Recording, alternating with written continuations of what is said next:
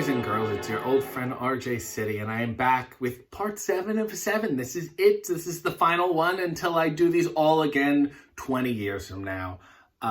This is my final Wrestlemania National Anthem review, and boy, am I excited. We ended in a real dark period last time. WrestleMania 29 and WrestleMania 30 had nothing. WrestleMania 29 had a narrated video by Chris Christie, and WrestleMania 30 has had a Hulk Hogan promo, which is American, but not musical enough.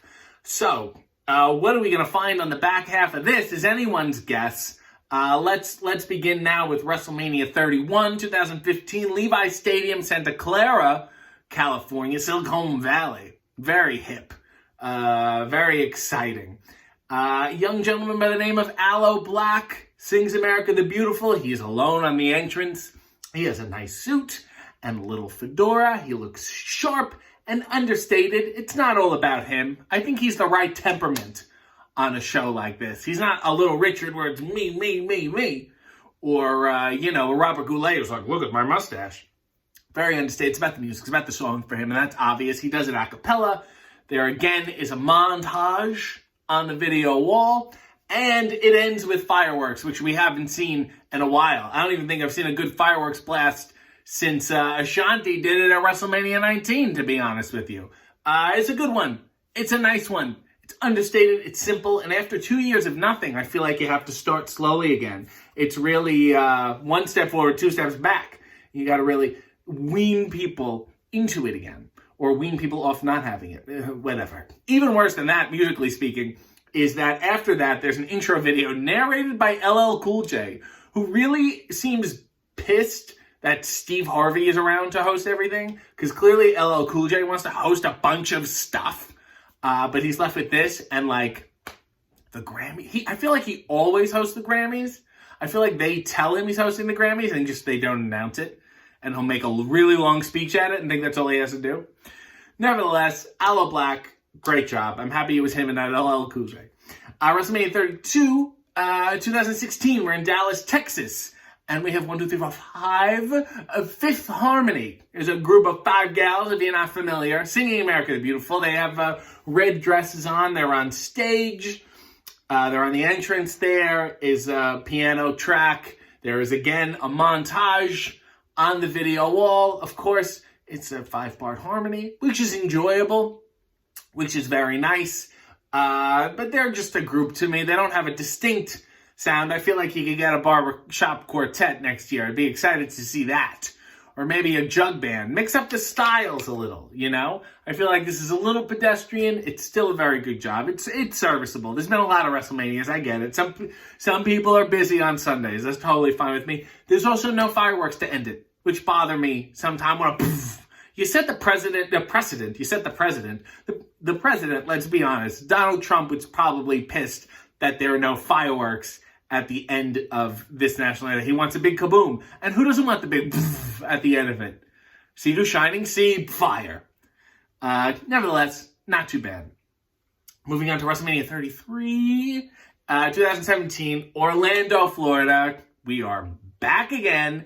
And this is the roller coaster WrestleMania. They call it the ultimate thrill ride. There's like a roller coaster on the set. And the intro video is people on a roller coaster going, oh, we're going past the Undertaker's legs.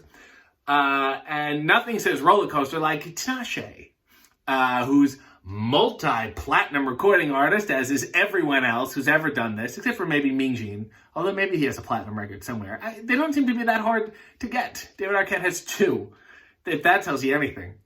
She sings America the Beautiful. There's a little feedback on the mic. She tried to do it a cappella, taking a real risk, and it was a windy day in Orlando. So her hair's blowing. I'm sure it's blowing on the mic. I'm sure it's the bluster can fluster, as they say. There is no montage, but there's a USA Stars and Stripes on the video wall, and we end with the flyover again, which is nice. It's nice to have that back, I guess. I would really prefer the fireworks. I feel like the fireworks are cheaper, but come with more regulations. Maybe the flyover is so high in the air that they can do whatever they want. They have less restrictions. I don't know. I'm not a pyrotechnician, nor do I know that much about flyovers. Although, by watching all of these, I know more about flyovers now than I ever thought I would.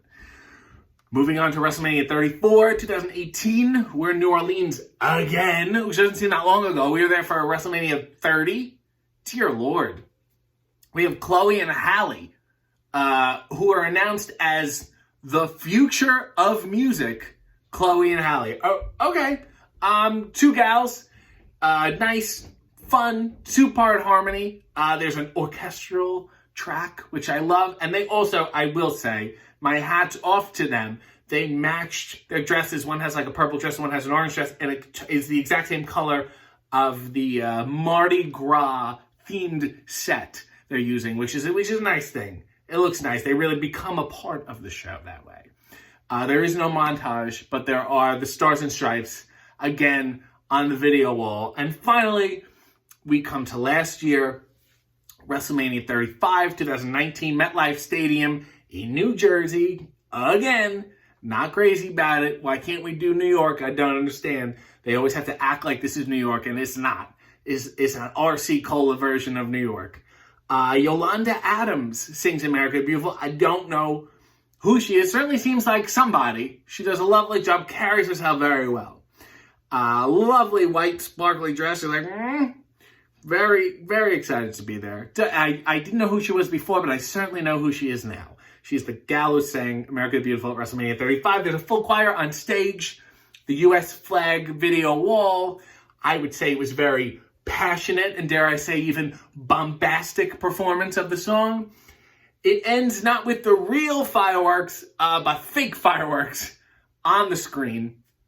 And then there's a flyover, but it's not the jet flyover. No. It's helicopters. A gaggle of helicopters fly over, which is a lot less dramatic because they move so slowly, so it takes a lot longer for them to fly over. You could have had 5 flyovers by this point. It almost feels like the Goodfellas. You know, we always looks up at that last 15 minutes of the movie. There's always the helicopter. That's what it feels like to me. It filled me with anxiety. And then at the end of it, when they finally fly past, they do one blast of fireworks, which frightened me because they almost hit the helicopters. That would have been a mess. You imagine that? Dear Lord. So, you know, this year I have no idea what we're going to get. Maybe they could do a tap tribute. Maybe they could get Gregory Hines and Savion Glover to do something. I would enjoy that very much. Or who else? You know, Dolly Parton would be amazing. Or they could get maybe a Paul Simon, just throwing it out there. Or a Bublé. I think he'd do it for the cash. Or maybe they won't have anyone. It's going to be weird. And it's going to be a little silent. Of course. Yet, we've had 35 years of hits and misses and patriotism and then Chris Christie narrating videos. And it's been a wild ride. My favorite one ever, if I had to say, is between Ray Charles at WrestleMania 2 and the Boys Choir of Harlem at WrestleMania 20.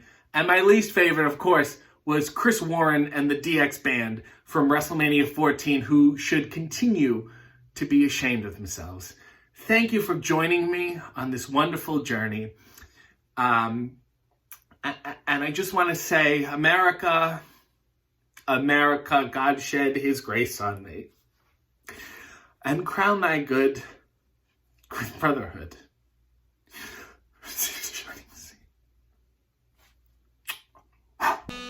Guests of the RJ City Show, subscribe to his channel, follow him on social media, and buy his t-shirts at prowrestlingtees.com/RJ City.